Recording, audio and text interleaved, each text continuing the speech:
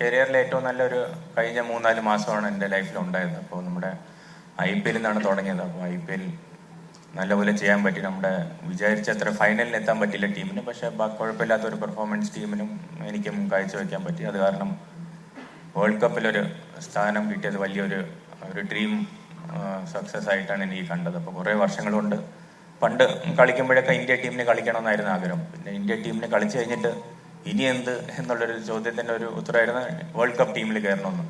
അപ്പോൾ അതിനുവേണ്ടി ഒരു 3-4 വർഷം മുമ്പേ ഞാൻ ആഗ്രഹിച്ച ഒരു കാര്യമാണ്. മെയിനായിട്ട് ഈ വൺ ഡേ നമ്മൾ നടന്ന വേൾഡ് കപ്പ് കളിക്കണമെന്നായിരുന്നു ഡ്രീം ചെയ്തത്. പക്ഷേ മുകളിൽ നാള് വിചാരിച്ച T20 ടീമിൽ വരണമെന്നായിരുന്നു. അപ്പോൾ അങ്ങനെ T20 ടീമിനെ ഒരു വേൾഡ് കപ്പ് ഒരു മലയാളിയായിട്ട് ടീമിലൂടെ ട്രാവൽ ചെയ്യാൻ പറ്റി. ആ ഒരു മാസം ഇന്ത്യൻ ടീം ക്യാപ്റ്റനും ഡ്രസ്സിംഗ് റൂമിലും ആ പ്രഷറിന്റെ കൂടെ മുകളിലും താഴെയും എല്ലാം ഒരു വേൾഡ് കപ്പ് എക്സ്പീരിയൻസ് എന്താന്ന് കറക്റ്റായിട്ട് കൂടെ ഇരുന്ന് മനസ്സിലാക്കാൻ പറ്റി. അപ്പോൾ അത് ഒരു കരിയറിലെ ഏറ്റവും വലിയ അച്ചീവ്മെന്റ് ആയിട്ടാണ് ഞാൻ കാണുന്നത്. പിന്നെ അത് വേൾഡ് കപ്പ് ജയിച്ചപ്പോഴാണ് നമുക്ക് മനസ്സിലായത് ഒരു ഇന്ത്യൻ ക്രിക്കറ്റർ എന്ന് പറഞ്ഞാൽ അത് ചെറിയ ഒരു കാര്യമല്ല എന്ന് എനിക്ക് തന്നെ മനസ്സിലായ ഒരു കാര്യം. നമ്മളൊരു ഡെയിലി പ്രഷറും ഡെയിലി അച്ചീവ്മെന്റ്സിന്റെ ബാക്കിൽ ഇങ്ങനെ ഓടിക്കൊണ്ടിരിക്കുമ്പോൾ ഒരു ഓവറോൾ പിക്ചർ നമ്മൾ എപ്പോഴും കാണാറില്ല. അപ്പോൾ എനിക്കൊന്ന് ബാക്കിൽ നിന്ന് ആലോചിച്ച് നോക്കിയപ്പോൾ ഞാൻ നേരത്തെ പറഞ്ഞ പോലെ കേരള രഞ്ജി ട്രോഫി ടീമിൽ കളിക്കണമെന്ന് ആഗ്രഹിച്ച ഒരാൾ വേൾഡ് കപ്പ് ടീം ജയിക്കുന്ന ടീമിന്റെ ഒരു ഭാഗമായെന്ന് വെച്ചാൽ വലിയൊരു സന്തോഷം നൽകിയ ഒരു കാര്യം തന്നെയാണ്. പിന്നെ നമ്മൾ ക്രിക്കറ്റിൽ പിന്നെ അത് കഴിഞ്ഞ് വിശേഷങ്ങൾ ഒരാഴ്ച ഫാമിലിയുടെ കൂടെ ഉണ്ടായിരുന്നു. പിന്നെ വീട്ടിൽ പോയി അച്ഛൻ്റെ അമ്മയുടെ കൂടെ കുറച്ച് ദിവസം കപ്പയും മീനും കഴിച്ചു. പിന്നെ അത് കഴിഞ്ഞ് സിംബാബ്വെ ടൂർ പോയായിരുന്നു. അവിടെ കുഴപ്പമില്ലാതെ ചെയ്യാൻ പറ്റി. പിന്നെ ശ്രീലങ്ക ടൂറിൽ പോയപ്പോൾ അവിടെ അത്ര വിചാരിച്ച പോലെ പറ്റിയില്ല. അപ്പോൾ കുഴപ്പമില്ലാതെ ഫിറ്റ്നസും ട്രെയിനിങ് എല്ലാം കുഴപ്പമില്ലാതെ പോകുന്നുണ്ട്.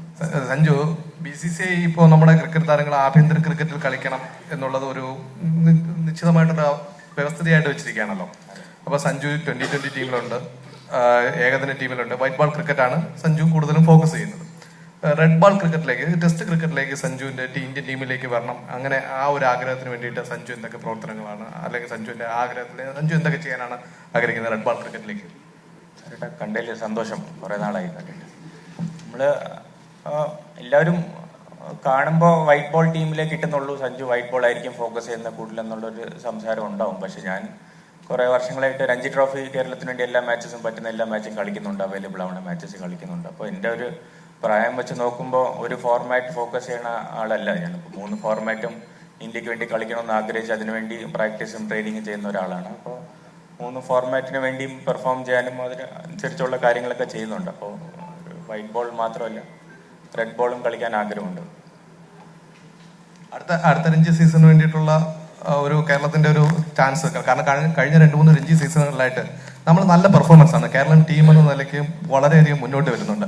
നോക്കൌട്ട് ഘട്ടത്തിൽ ഒരു സ്ഥിരം സ്ഥാനം കേരളത്തിന് കിട്ടുന്നുണ്ട്. അപ്പം സഞ്ജുവിന്റെ ഒരു ക്യാപ്റ്റൻസിയിൽ നമ്മൾ കേരളം രഞ്ജി ട്രോഫിയിലേക്ക് കിരീടം കിട്ടുന്ന ഒരു അവസ്ഥയിലേക്ക് അത്രയൊക്കെ ഒരു സ്വപ്നത്തിലേക്ക് നമുക്കിനി ഒരുപാട് സഞ്ചരിക്കാനുണ്ടോ, അതോ നമ്മൾ ആ ഒരു പാതയിലാണോ?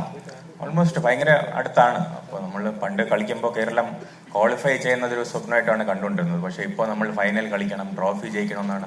അപ്പോൾ ഉറപ്പായിട്ട് നമ്മൾ അതിൽ മുകളിലോട്ട് പോയിട്ടുണ്ട്. അപ്പോൾ ഇനിയും അപ്പോൾ അതിന്റെ ബാക്കിൽ നടക്കുന്ന കുറെ കാര്യങ്ങളുണ്ട്. അപ്പോൾ അസോസിയേഷന്റെ സപ്പോർട്ടും കേരള ടീമിൽ നേരത്തെ കളിച്ച സീനിയേഴ്സിന്റെ ജൂനിയേഴ്സിനുള്ള ഇൻവോൾവ്മെന്റും കോച്ചസിന്റെ ഇൻവോൾവ്മെന്റും ഇതൊരു കളക്റ്റീവ് എഫേർട്ടായിട്ട് ഞാൻ കാണുന്നത്. അപ്പോൾ ഞാൻ ക്യാപ്റ്റനായി നിൽക്കുമ്പോൾ എനിക്ക് ആവശ്യത്തിനനുസരിച്ചുള്ള ടീം തരുന്നതും എനിക്ക് ആവശ്യത്തിനനുസരിച്ചുള്ള സപ്പോർട്ട് കിട്ടുന്നുണ്ട്. അപ്പോൾ നമ്മുടെ ട്രിവാൻഡ്രത്തെ കളിക്കുമ്പോൾ അങ്ങനത്തെ കുറെ കാര്യങ്ങളെല്ലാം കറക്റ്റ് പോസിറ്റീവായിട്ട് വരുന്നുണ്ട്. അപ്പോൾ രഞ്ജി ട്രോഫി നമ്മൾ ഉറപ്പായിട്ടും ഒരു സെമി നമ്മൾ 3 വർഷം മുമ്പ് വയനാട്ടിൽ കളിച്ചായിരുന്നു. അപ്പോൾ ഇനി അടുത്തൊരു ഫൈനലാണ് നമ്മുടെ അടുത്ത സ്റ്റെപ്പ്. അപ്പോൾ ഉറപ്പായിട്ടും നമ്മൾ കറക്റ്റ് ഡയറക്ഷനിലായിട്ടാണ് പോകുന്നത്.